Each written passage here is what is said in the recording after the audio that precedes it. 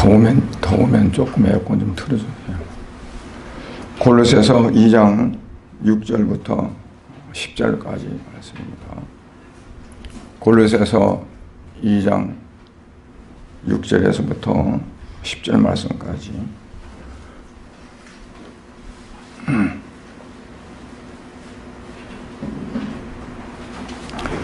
그러므로 너희가 그리스도 예수를 주로 받았으니 그 안에서 행하되 그 안에 뿌리를 박으며 세움을 받아 교훈을 받은 대로 믿음에 굳게 서서 감사함을 넘치게 하라. 누가 철학과 헛된 속임수로 너희를 사로잡을까 주의하라. 이것은 사람의 전통과 세상의 초등학문을 따르며 그리스도를 따름이 아니니라. 그 안에는 신성의 모든 충만이 육체로 거하시고 너희도 그 안에서 충만해졌으니 그는 모든 통치자와 권세의 머리이시라. 아멘. 잠깐 기도합니다. 거룩하신 아버지 하나님, 우리의 모든 삶을 주관하시며 우리의 세세한 모든 부분까지 살피셔서 채우시고 또한 도우셔서 하나님의 뜻 안에 살아갈 수 있도록 성령을 통해 역사하시는 아버지 하나님, 오늘 이 시간도 사랑 귀한 성도들 함께 이제 말씀을 읽고 말씀을 나누고자 합니다. 주님, 육신의 것을 나누지 않고 하나님이 주신 것을 나누게 하옵시고 아버지 온전히 하나님께서 이 시간도 영광을 받으시는 귀한 시간 되게 하여 주시옵소서. 예수 그리스도의 이름으로 기도드리옵나이다. 아멘. 모든 사람들에게 있어서 가장 중요한 게 있다면 자기의 정체성이라고 이렇게 볼 수 있습니다. 이제 한 국가도 주체적인 정체성이 있어야 되지만 모든 사람 한 사람도 자기만의 어떠한 정체성이 있어야 돼요.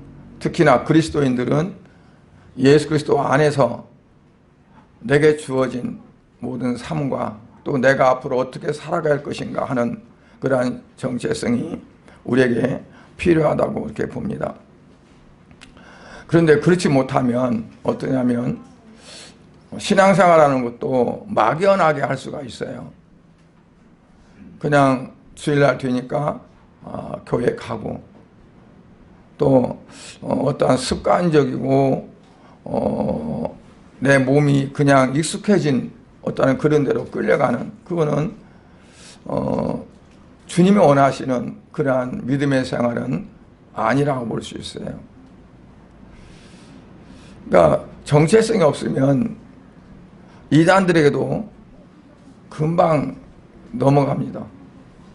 왜냐하면 내가 말씀에 뿌리를 두고 그리고 나만의 내가 주님과 교통하고 그리고 내가 주님과 관계되는 그런 믿음의 어떤 근본이 내게 뿌리밖에 있지 않으면 조금 어떤 그 달콤한 육신적인 그러한 것들이 내게 들리면 거기에 그냥 기웃거리고 혹하고 하게 되는 거죠. 그래서 그런 분들 보면 몇십 년 신앙생활 했어도 다른 곳에 이상한 곳에 가가지고 하는 얘기가 뭐냐면 내가 몇십 년 교회를 다니고 신앙생활 했는데 내가 지금까지 헛믿었다. 내가 이곳에 가서 보니 너무 좋고 너무 나 그렇게 이제 그런 표현을 합니다. 왜냐하면 자기가 신앙생활 하면서 뿌리가 있는 믿음의 생활을 하지 못했어요. 그냥 뿌리를 내리지 못하고 왔다 갔다 하는 생활을 했어요. 그러다 보니까 말씀에 뿌리가 없고 어떤 신앙의 깊이가 없으니까 조금 육신적으로 사양적으로 뭐로 좀 달콤한 어떤 그러한 게 오가지면 그냥 거기에 혹하고 빠져들게 되는 그러한 거죠. 그래서 바울 사도는 예수 그리스도 안에서 우리가 어떠한 삶을 가졌느냐, 이루 말할 수 없는 영광된 그러한 삶이 있다는 것을 이제 말해주는 겁니다. 사도 바울은 그것을 자기가 깨달았고 느꼈고 체험하고, 그리고 고로새 교회를 향해서도 원하는 게 뭐냐면 너희가 이와 같은 믿음 위에 살아는 거예요. 당시에 초대교회 때도 이단들이 많았습니다.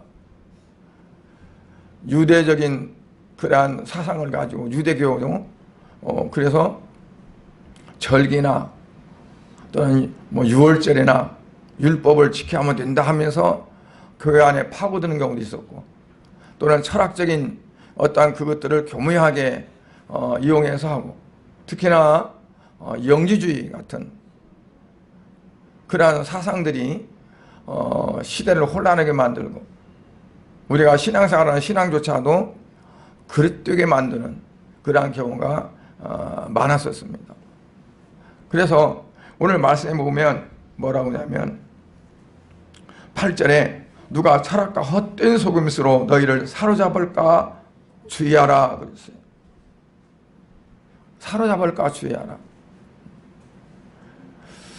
철학과 헛된 속임수로, 헛되다는 건 뭘까요? 그럴듯한데 전혀 아니라는 거죠. 잘못된 거라는 거예요. 근데 그게 우리에게 달콤하게 들려요. 그럴 수 있겠다, 그러겠다 하는 거죠. 그래서 그와 같이 우리가 넘어져 갈 수 있는 원인이 뭐냐면 7절의 말씀처럼 그 안에 뿌리를 박지 못했기 때문에, 그리고 거기서 세워지지 못했고, 받은 교훈대로 살지 못했기 때문에 조금만 어떠한 그러한 게 오면 그냥 흔들리는 그러한 겁니다. 그래서 오늘 말씀드리고자 하는 사도 바울이 고로새 교회에 그리스도 안에서 우리가 받은 은총이 뭔가, 너무나 이루 말할 수 없는 큰 은총을 받았는데 그런 것들이 뭔가를 우리가 알아야 된다는 거죠. 그 첫째가 뭐냐면 충만함을 받았다고 말씀해요.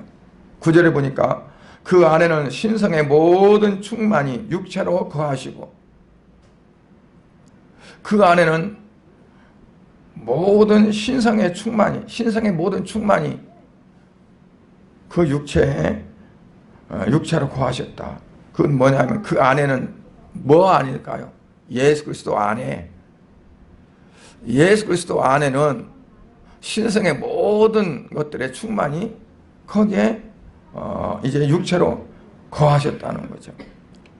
그러면서 10절에 보면 너희도 그 안에서 충만해졌으니, 그러니까 예수 그리스도가 이 땅에 육신을 입고 오셨는데 그 육체 안에 신성의 모든 것들이 충만해졌다.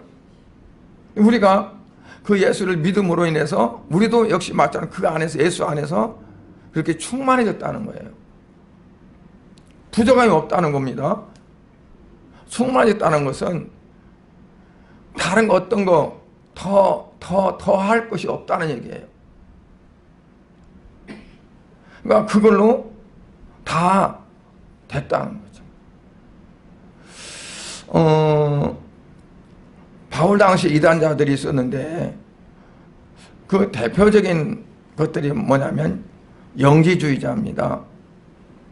이 영지주의자들은 예수 그리스도로 인해서 완전하고 충족하고 한 것들을 부인했어요.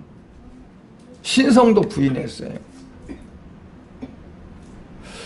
신성을 부인하니까 당연히 뭐냐면 예수 그리스도로 인해서 우리가 구원받았다는 것도 인정을 안 하는 거죠. 구원은 그게 아니야. 그렇게 얻어지는 게 아니야. 예수를 믿는다고 해서 구원이 되는 거 아니야. 이건 말도 안 돼. 어떻게 예수를 믿으면 그게 구원이 돼. 우리가 해야 될 것이 뭐가 있어. 그래서 예수님도 서사 중에 그 하나로 그냥 그렇게 치부해버리고, 그런데 그 영지주의 사상이 어디에 이렇게 크게 흡수됐냐면 천주교입니다. 천주교. 그러니까 예수 그리스도로만이 구원을 받을 수 있다는 것이 부인되는 거예요. 뭔가 거기에 플러스 더해져야 된다는 거죠. 그래서 거기에 뭐가 있어야 되느냐? 많은 선행이 딸려야 되고 구제도 해야 되고 세상을 향해서 많은 도움도 끼쳐야 되고 이런 걸 해야만이 믿음이 완전해지고 충만해진다고 이렇게 여긴 거죠. 그래서 그러한 것에 만약 그 사람의 삶의 모든 걸 봐서 이 사람이 정말 어려운 삶이었고 세상에서 봐도 정말 손꼽힐 만한 사람이 있다 그러면 거기다가 뭘 앞에 붙이냐면 성자를 붙입니다. 성인이다. 성 누구? 그래서 그들을요 존경하고 존경하는 걸 떠나서 그들에게 도움을 요구하고 그들을 의지합니다. 그러니까 마리아도 왜냐면 성모라고 그래요. 성모. 그래서 그 성모 마리아를 신으로 추대합니다. 가톨릭에서는 그 마리아가 부활했다고 그래요. 그리고 부활했다고 승천했다고 그래요. 그리고 그 마리아에게 예수님이 우리의 중보자요. 하나님과 우리와의 중간에서 우리를 중보하고 우리를 구속하신 분인데 그 예수 그리스도와 우리와의 중간에 마리아를 넣는 거죠. 마리아를. 그래서 마리아께 기도합니다. 성모 마리아요. 그러면서 이제 기도하는 거예요. 그럼 이제 마리아가 자기 아들이니까 예수님이 이런데 이러더라고 하면서 이렇게 딱 한다는 거죠. 그러니까 뭐냐면 인간적인 세상적으로 세속적인 방법으로 접근을 합니다.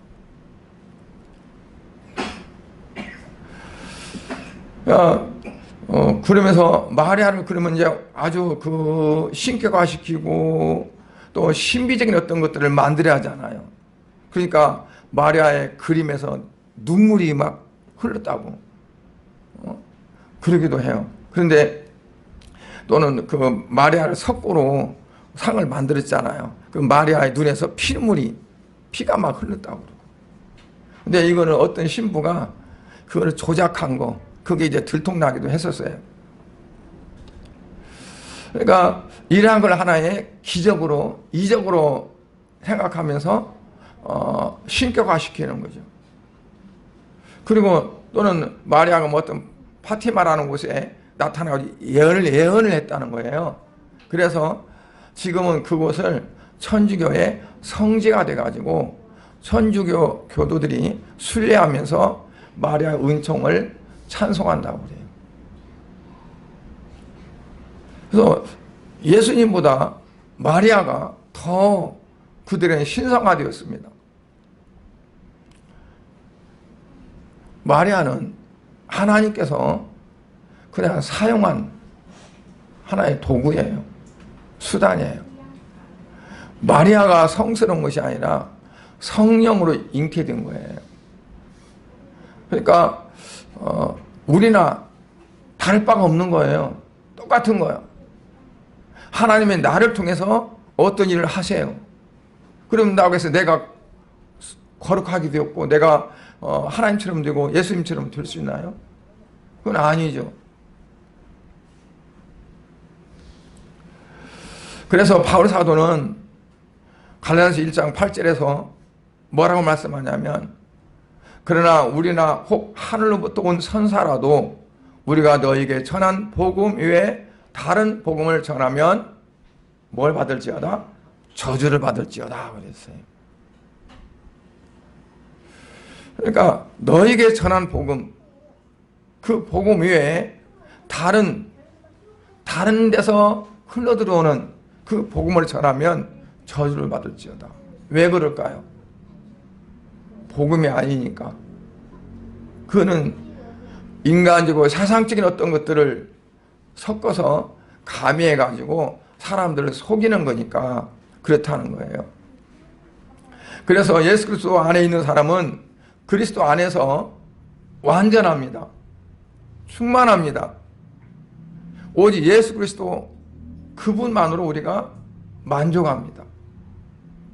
그래서 오직 예수. 개혁, 종교개혁 할 때 그들의 모토가 뭐냐면 소울라, 오직 예수, 오직 복음. 다른 거 없었어요.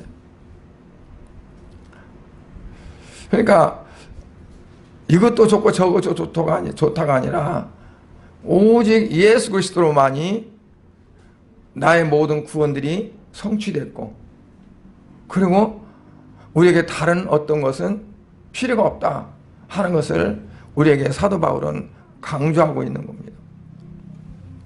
그 다음에 두 번째 보면 뭐냐면 옛사람을 벗고 새사람이 되었어요. 11절에 보면 그 안에서 너희가 손으로 하지 아니한 할례를 받았으니 곧 육의 몸을 벗는 것이요 그리스도의 할례니라. 그러니까 할례를 받았다는 건 이제 새로 됐다는 거잖아요. 육의 몸을 벗은 거예요. 육의 몸을 벗었다는 건 뭐냐면 우리 육체는 죄 가운데 빠져서 죽을 수밖에 없어요. 옛사람이에요. 그런데 거기서부터 벗어났어요. 아까 고린도서 5장 17절의 말씀을 제가 예배 드리면서 이제 낭독했었는데, 그런즉 그리스도 안에 있는 자에게는 어떻게? 그리스도 안에 있으면 새로운 피조물이라. 그러니까 새로운 피조물이 내가 노력하고 땀 흘리고 무엇을 배우고 뭘 단련하고 훈련해서 새로운 피조물이 되는 것이야. 새로운 피조물이라고 새롭게 됐다는 것이야, 사람. 그리스도 안에 있으면 새로운 피조물이라는 거죠. 그래서 이전 것은 지나갔으니 보라 새 것이 되었도다. 새 사람이 되는 것은 우리 인간의 노력으로 되는 것이 아니고 우리가 힘써서 되는 것이 아니라 그냥 내가 예수 그리스도 안에 있으면 새로운 피조물이 되어지고 옛 것이 벗어지고 새 사람이 되어진다는 거예요. 옛 것을 벗기 위해서 막 어떤 노력을 해서 되는 것이 아니라는 거예요.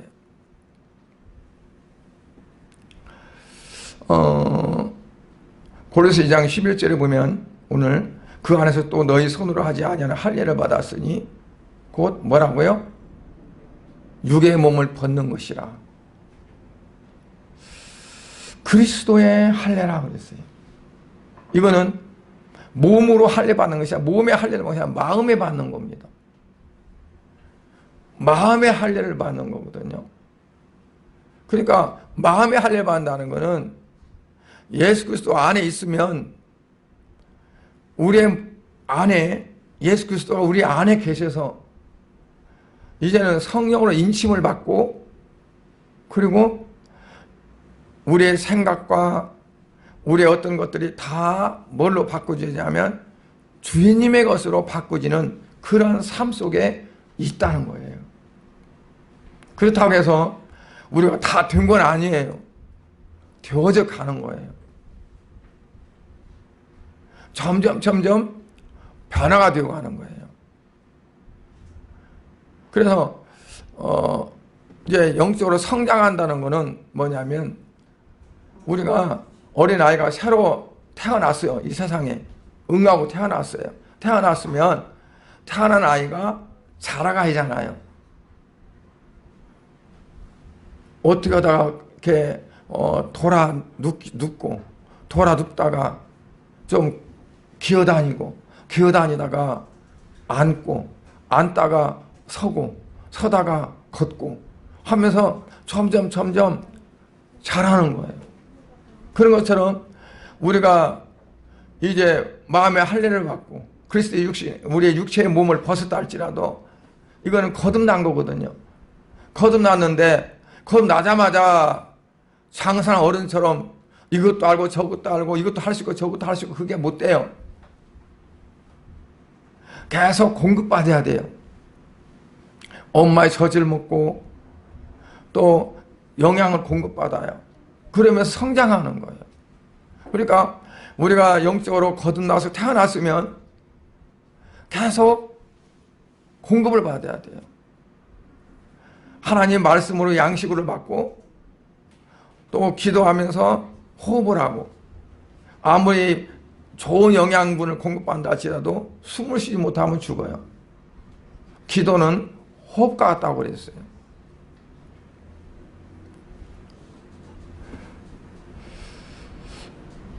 그래서 우리는 어때요? 그리스도인들은 이미 새 사람이 됐다고 그래요. 새 사람이 됐다. 그런데 그 당시에 이걸 부인하고 반대하는 게 있어요. 그게 뭐냐면 아까 말한 영지주의예요. 영지주의는 뭐가 거기 따르냐면 금욕주의가 따릅니다. 금욕주의는 뭐냐면 육체를 괴롭히는 거예요. 우리 육체를. 힘들게 갖고 괴롭히고 못 먹어서 괴롭히고 마치 불교에서 산나물이나 뭐나 먹고 고기도 안 먹고 그리고 그냥 잠도 앉아서 자고 막 고행을 하잖아요. 고행. 그거는 뭐냐면 육체를 괴롭히는 겁니다. 영지주의는 두 개의 이원론인데 뭐냐면 영혼과 육체로 나눠서 영혼은 선이고 육체는 악이다 봤어요. 왜 우리가 구원을 못 받느냐? 선인 영혼이 육체 안에 갇혀있기 때문에 그렇다. 감옥처럼. 그러니까 우리가 당연히 그 감옥을 깨트려야 그 안에 선한 영혼이 해방되어져서 구원을 받는 거라고 그들은 생각해요. 그래서 육체를 깨트리기 위해서 굶기기도 하고 고통스럽게 만들고 막 그러는 거죠. 그런데요, 로마서 8장에 보면 뭐라 하겠어요? 그리스도 안에 있는 자에게는 결코 정죄함이 없다. 왜냐하면 생명의 성령의 법이 죄와 사망의 법에서 너를 해방했습니다. 그러니까 생명의 성령의 법이 그리스도 안에 있으면 생명의 성령의 법이 나를 죄와 사망의 법에서 해방시켜서 나를 하여금 육체의 어떤 것들을 벗어버리고 이제 완전한 자유인 새 사람으로 만드는 거지, 내가 어떠한 고행을 하고 내가 애써서 뭘 하고 해서 내가 힘쓰고 애써서 되어진 게 아니라는 거예요. 우리가 찬송에 보면은 그러죠. 울어도 못하네. 그 다음에 뭐죠? 참아도 못하네. 그 다음에 힘써도 못하네. 그리고 4절에 뭐예요? 믿으면 하겠네. 믿으면 하겠네.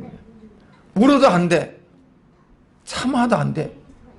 힘써도 안 돼요. 믿으면 되는 거죠. 예수 그리스도가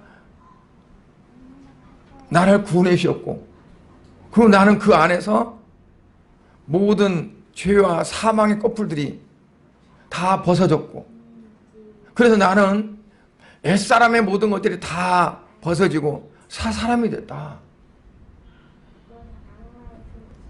그래서 내가 굳이 옛사람을 벗어버리려고 이것도 막 하고 저것도 죽이고 하는 게 필요 없다는 거예요. 그런데 그 당시에 이 영지주의는 교회로 파고들어가가지고 뭐냐면, 너희가 구원받는 건 어떻게 그냥 예수를 믿기만 한다고 해서 구원되겠느냐. 말도 안 된다. 몸으로 힘써서 이것도 해야 되고 저것도 해야 되고 덕도 써야 되고 공도 해야 되고 공로도 있어야 되고 뭣도 해야 되고 우리가 또 육체를 쳐서 자꾸 잘못된 것들을 꺾어내고 하는 그런 게 있어야 된다는 거죠. 근데 그것들을 사도 바울은 잘못됐다는 거예요. 속임수라고. 이건 속임수다. 어떠한 것도 우리가 전한 복음 위에 어떠한 다른 것도 전하면 이건 저주를 받을 것이다. 그 말씀은. 그런데 그 영지주의가 교회 안에 들어가지고 작용이 됐습니다. 그게 지금까지도 작용이 됩니다. 뭐냐면 내가 예수를 믿는 것으로 완전하지 못해가지고 내가 뭘 힘써서 뭘 해야만 구원받는 걸로 여기는 사람들 아직도 있어요. 그렇지 않으면 구원 안 받은 것 같아. 천국 못 갈 것 같아. 뭔가 막 땀 흘리게 뭐 하게 막 하면 마음에 흡족한 생각이 들고 이제는 됐네. 이제는 내가 천국 갈 수 있겠다 생각하고 뭔가 좀 어떻게 생활적으로나 환경적으로나 뭐 어떤 것부터 조금 삐그덕해가지고 좀 열심히 하지 못하고 좀 이렇게 나태해져서 그러면 어떻게 해요? 나 천국 못 가겠다. 즉 구원을 받지 못하겠다는 거잖아요. 그래서 불안해하고 하는 거. 여러분 어쩔지 모르지만 그렇게 지금도 믿는 사람들이 너무 많습니다. 신앙생활하는 사람들이. 그래서 그런 사람들 향해서 어떠냐면 칼자를 휘두르는 거예요. 당신 그러면 구원 못 받아. 이렇게 해야 돼. 그러면 구원 받으려니까 거기에 이제 매이는 거예요. 그래서 율법주의로 가는 거예요. 율법주의가 따로 있는 것이 아니라 그 교회가 율법적이냐 율법적이 아니냐 그거는 복음적이냐 율법적이냐. 율법적인 것은 강하게 던져서 그게 만약 안 이루어지면 당신은 구원 못 받아. 구원 받으려면 이렇게 해. 어떤 다른 방법으로 구원받는 것이 아니라 구원은 하나님께 있어요. 하나님 미리 다 정하신 거예요. 정하신 자를 하나님 부르신 거예요. 그 안에서 우리는 오직 나는 주님밖에 없다고 주님만 바라보고 나아가는 거예요. 구원을 사상적 어떤 방법으로 구원을 얻고 못 얻고 그게 아니라는 얘기예요. 영지주의 사상이 교회 안에 들어가지고 율법적으로 만들어 놔버렸어요. 물론 그렇게 하면 교회는 잘 돼요. 왜? 성도들이 열심히 하니까. 구원받아잖아. 그러니까 더 열심히 하고 막 그런 거. 천주교처럼 헌금도 많이 하고. 어떻게 보면 교회는요 굉장히 살쪄요. 그렇게 하면. 그런데 그건 성경적이 아니라는 얘기예요.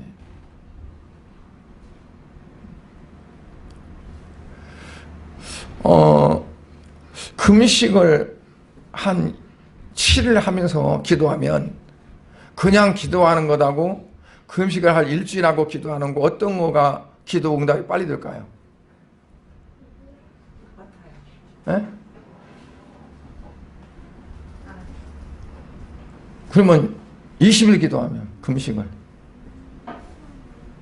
20일 기도하는 것하고 그냥 먹을 거 다 먹고 맨숭맨숭 기도하는 것하고 어떤 기도가 빨리 응답될까요?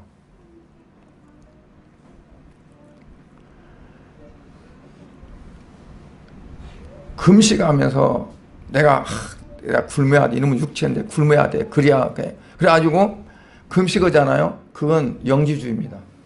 금욕주의입니다.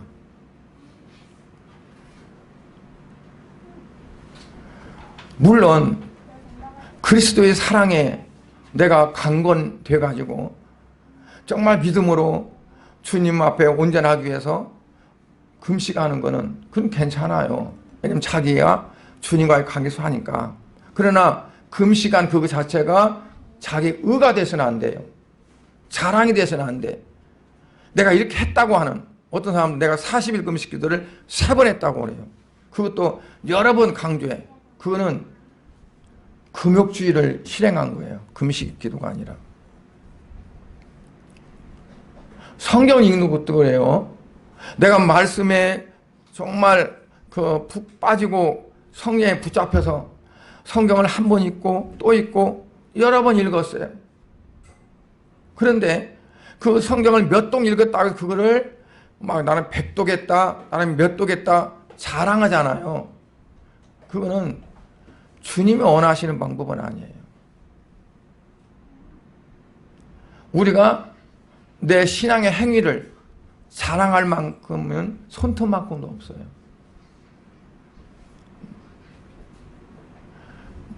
찬송에 보면 만입이 내게 있으면 그 입 따가지고 뭘 주를 찬송하는 거지 내 어떤 것들을 자랑하고 내세울 수 있는 것은 아무것도 없어요. 너무 주의 사랑이 크고 하나님의 은혜 때문에 내가 이렇게 사랑하니까. 그래서 우리가 믿음 생활을 하지만 우리가 잘못되어진 그런 것들이 너무 많고 그리고 그거를 당연하게 생각하고 그걸 내세우는 경우가 많이 있어요. 그리고 금욕주의적인 신앙도 많이 있어요. 왜냐하면 그게 흘러 들어가지고 젖어 있는 거예요. 몰라요. 이게 잘못된 건지 잘된 건지 모르고 이게 그냥 하나의 보편화가 됐어요. 그냥 생각해요. 근데 그 부분을 좀 이렇게 들어가 보면 그렇다는 거죠. 그래서 악한 육체를 죽이기 위해서 막 이것도 하고 저것도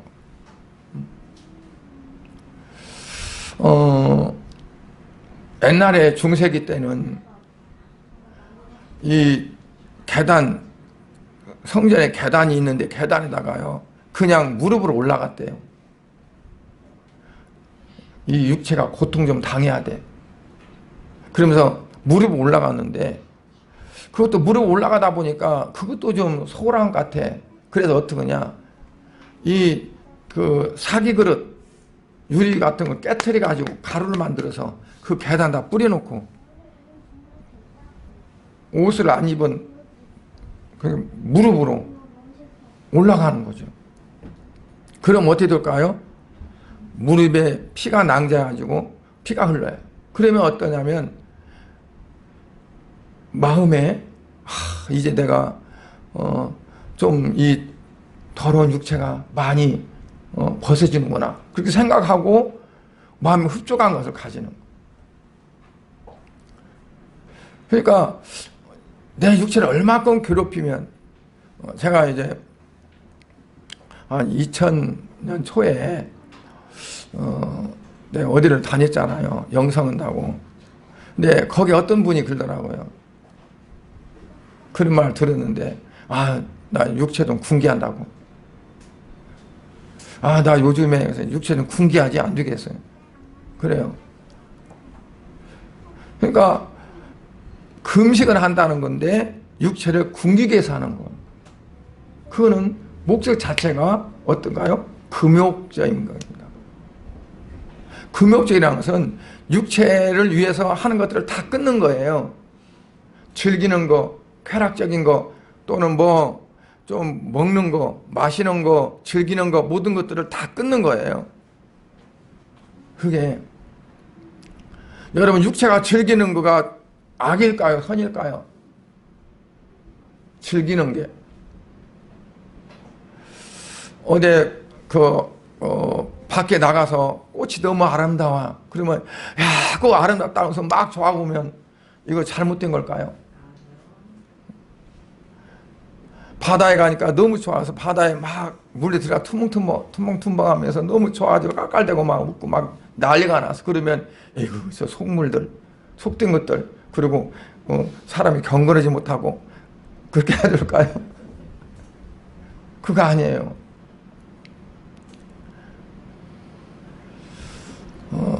사도 바울은 항상 기뻐하라 그랬어요. 항상 기뻐하라. 그리고 모든 일에 감사하라. 그게 그리스도 안에서 너희를 향하시는 하나님의 뜻이라고 그랬거든요. 하나님도 기뻐하셨어요. 심히 기뻐하셨다.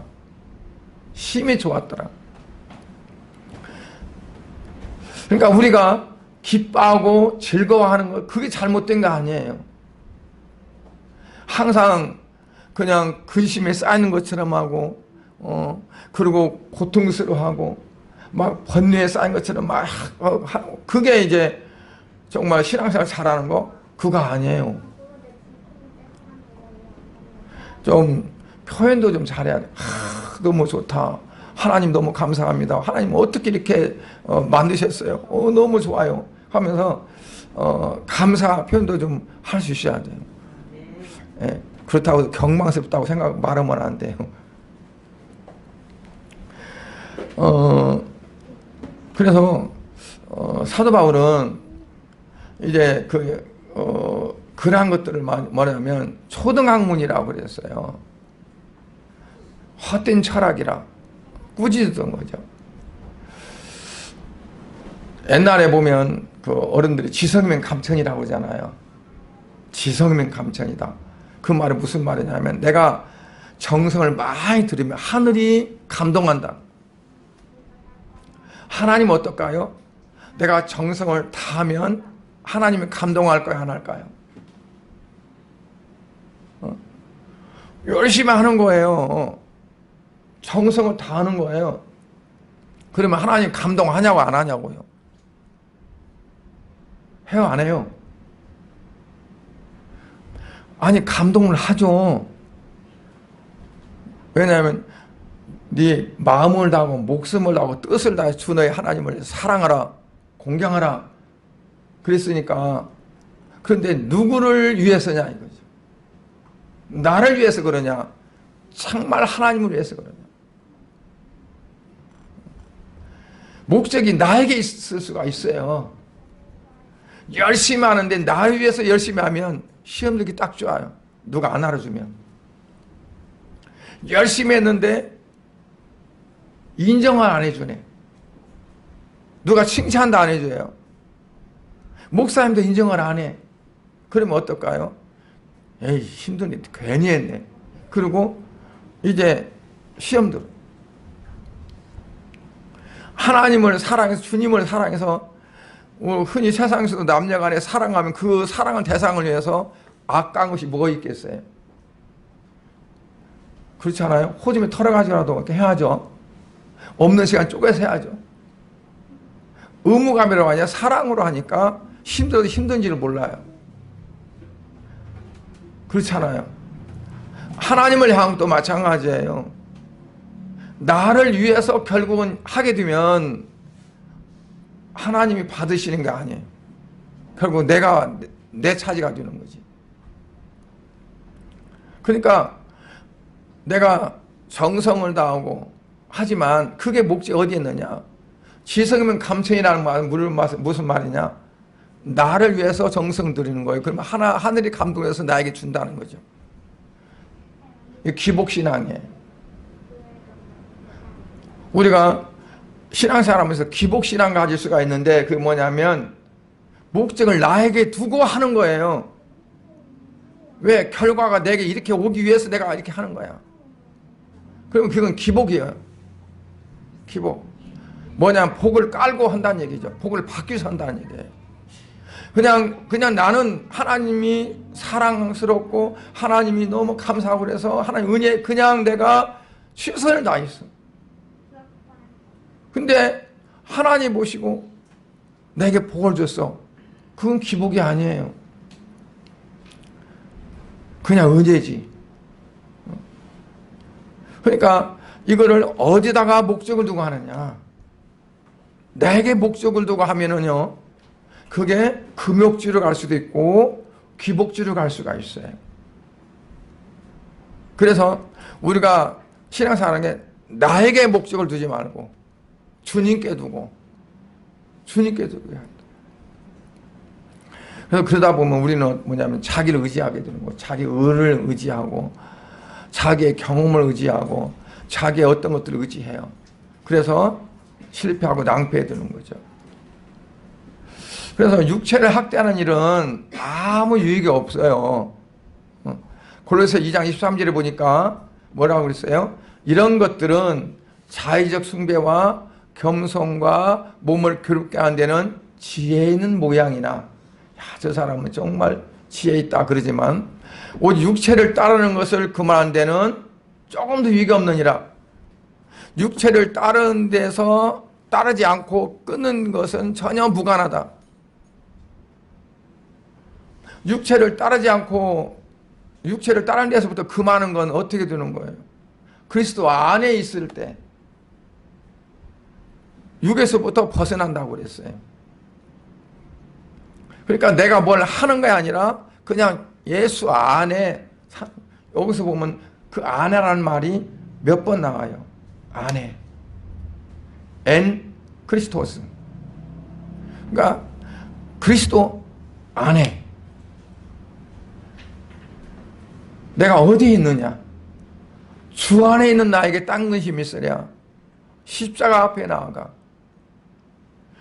내가 어디에 있느냐? 주 안에 있느냐? 예수 안에 있느냐? 예수 안에 있다는 건 뭘 의미할까요? 어떻게 하는 게 예수 안에 있는 걸까요? 한번 물어볼게요.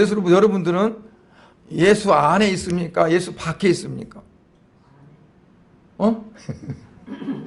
예수 안에 있습니까? 예수 안에 있는 거는 어떻게 하는 게 예수 안에 있는 겁니까? 그냥 나는 예수 그리스도를 믿음으로 인해서 나는 구원받았고 하나님의 나를 택하셨고, 그리고 나는 그 그리스도 안에서 이 모든 세상 것과 관계없이 그냥 내가 살아가고 결국은 주님 앞에 가는다 하면서 하늘의 소망을 두고 땅의 것을 보는 것이 아니라 위의 것을 보고 그냥 살아가는 그 자체가 예수 안에 있는 거예요. 요한복음 15장에서는 나는 포도나무 너희는 가지니, 그 가지가 내 안에 나의 포도나무에 붙어 있으면 많은 열매를 맺는다. 너희가 내 안에, 내 말이 너희 안에 거하면, 그러니까 너희가 내 안에, 내 말이 너희 안에 거하면 이게 이제 하나가 되는 거거든요. 하나가 되는 거. 그러니까 예수 안에 있다는 것은 예수 그리스도와 하나가 되어져 살아간다는 거예요. 예수 그리스도 안에서 하나가 되어가 산다는 것은 뭐냐면 내가 폭이 되는 거예요. 내가 폭이 될 때 예수님과 하나가 되어져요. 내 생각, 육신의 사고방식, 내가 지금까지 살아왔던 모든 것들, 내가 하고자 하는 모든 것들, 그런 모든 것들이 다 폭이 되어지고 이제 하나님의 목적과 하나님의 생각과 모든 것들이 그냥 내 모든 것들 되어지도록 그렇게 그냥 살아가는. 그래서 하나님 그렇습니다. 아버지 말씀이 맞습니다. 아 그렇네요. 그리고 그냥 예수 안에는 아니오가 아니오 예만 있느니라 그랬잖아요. 예수 그리스도 안에는 아니오가 있지 않고 예만 있다. 그 말은 뭐냐면 예수 안에 있는 자는 하나님 말씀에 아니요가 아니라 그렇네요. 맞습니다. 그러면서 그 순종하고 그냥 가는 거, 그게 예수 안에 있는 거예요. 만약 내가 아닌데요 그런데 하면서 이렇게 딱 거부하고 나면 어떤 거예요? 예수 안에 있는 게 아니란 얘기예요. 밖에 있는 거랑. 여러분들 예수 안에 있다고 했으니까 이제는 어떻게 해야 돼요? 주님이 말씀하시는 거가 즉 나의 모든 삶의 하나의 표대가 되는 거예요. 나는 생각할 때는 아닌 것 같아. 그래도 주님이 맞다고 하면 맞습니다. 그렇습니다. 여러분 말씀을 들을 때도요. 영으로 들으셔야 돼요. 육으로 들으면 안 돼요. 영으로 듣는다는 건 뭐냐면 주님 내 안에서 들으시옵소서. 주님께서 들으시옵소서. 그리고 주님이 내 안에서 말씀을 들으시옵소서. 왜냐하면 내 생각으로 내 머리로 들으면 육으로 듣기 딱 좋아요. 그러니까 저가 그렇게 했었거든요. 주님, 지금 말씀 듣는데 이 말씀을 주께서 들으시옵소서. 그리고 들으면서 그렇네요. 맞습니다. 맞습니다. 그렇네요. 그걸 이제 아멘으로 표현하죠. 그렇습니다. 맞습니다. 그걸 영으로 듣는데 다 들으면 영에서 번역이 돼요. 내가 이해 안 되는 거, 내가 어떻게 볼 때 이 말은 아닌데 했던 것도 그냥 주님이 들으시면 그걸 번역해서 내가 이해할 수 있고 받아들일 수 있도록 번역. 요즘에 그 인터넷 보면요, 그 프로그램이 있어요. 번역기. 영어인데 번역기 누르면 한글로 쫙 나와. 이게 번역이 돼. 그런 것처럼 우리에게 영적으로 번역이 돼서 내 안에서 이해되고 받아들일 수 있도록 그렇게 하실 수 있어요. 머리로 들으면 안 돼요. 가슴으로 들어야 돼요. 주님 말씀하세요.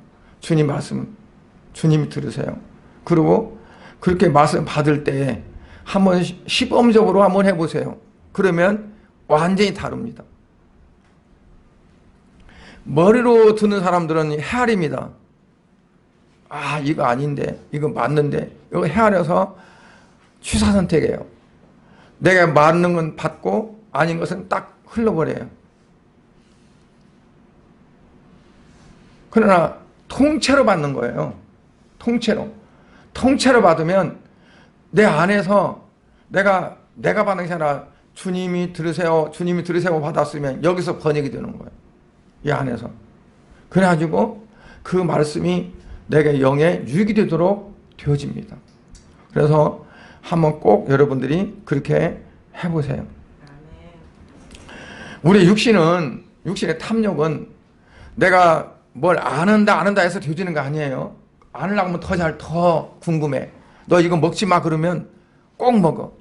옛날 이야기를 들으면 할머니들 이야기할 때 이렇게 해놓고 너 이거 먹으면 안 돼. 큰일 난다. 그러고 갔대. 그러면 나중에 이야기 들어보면 백발백중 꼭 먹어 그거. 하지 말라면 더 하고 싶은데 보지 말라고 그랬어. 그러면 궁금한 거야. 창모다가 침 발라서 보는 거야. 그러면 그 본 것 때문에 문제가 생기는 거가 이야기 줄거리예요.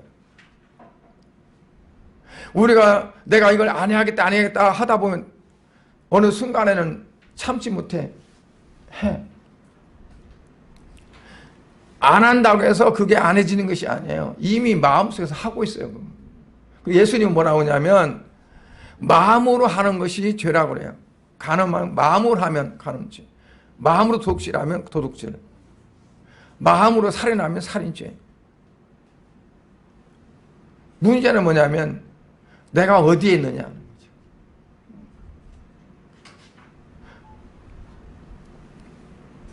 그래서 우리는 어떻게 항상 예수 그리스도를 바라봐야 한다. 위의 것을 보고 위의 것을 차지해야 된다 그랬어요. 왜냐하면 우리가 예수 안에 있을 때 완전한 충만을 얻기 때문에 그렇습니다. 그리고 그 예수 그리스도 안에 모든 충만이 있어서 예수 그리스도의 그 충만이 내게 전가되어져서 내가 충만이 된다고 그랬어요. 오늘 본문에 보니까 그러잖아요. 9절에 그 안에는 신성의 모든 충만 육체라 거하시고 너희도 우리도 나도 그 안에서 충만해졌으니 모든 통치자와 권세의 머리시라. 누가? 예수 그리스도가 모든 통치자와 권세의 머리시기 때문에 우리가 예수 안에 있으면 예수 그리스도의 그 모든 충만이 신성의 충만이라고 그랬어요. 인성의 충만보다도 모든 신성의 충만까지 있는 것들이 다 내가 충만함이 되어진다. 그러면 내가 영적으로 충만해지고 또 영적으로 더 넓혀지고, 그래서 우리가 예수 그리스도 안에서 정말 주님만 바라보고 사는 삶이 되어질 때 우리의 영이 많이 성장하고 또 바라보는 거나 듣는 거나 모든 것들이 지금까지는 제한적이고 눈에 보이는 것만 보였고 귀로 듣는 것만 들렸었는데 앞으로는 눈에 보이는 것 아니어도 볼 수가 있고 귀에 들리는 것 아니어도 들을 수 있는 신령한 그러한 영적인 그러한 삶이 우리에게 있을 수 있다는 겁니다. 여러분들에게 이러한 삶의 그러한 신앙 경지까지 갈 수 있기를 주의 이름으로 축복합니다. 기도하겠습니다. 하나님 아버지 은혜를 감사드립니다. 오늘 이제 세상에는 많은 말들이 있고 또 논리가 있고 어떤 그러한 철학들이 있어서 성도들을 현혹시키고 속이려고 하는데 우리가 나에게 관심을 두고 내게 목적을 뒀을 때 우리는 넘어질 수 있고 쉽게 다른 길로 갈 수가 있습니다. 아버지 우리가 무엇을 하든지 목적이 주님께 있기를 원하고 예수 안에서 그 충만해진 모든 것들이 나의 것이 되어져서 늘 부족함이 없고 정말 넘치는 삶이 되게 하여 주옵소서. 하나님이 나의 목자시니 내가 부족함이 없다고 말씀하신 것처럼 우리가 예수 그리스도 안에 살 때 부족함이 없는 충만한 삶이 되어질 줄 믿습니다. 이와 같은 삶을 우리 성도들에게 허락하시고 아버지 성도들이 세상에 살아갈 때에 아버지 예수 그리스도 안에서 충만한 삶이 됨으로 말미암아 악한 이단들의 그 사슬에 넘어가지 않고 헛된 속임수에 빠지지 않고 온전히 주님만 바라보고 나갈 수 있는 귀한 삶이 되어지도록 은혜를 베풀어 주시옵소서. 예수 그리스도의 이름으로 기도드려옵나이다. 아멘.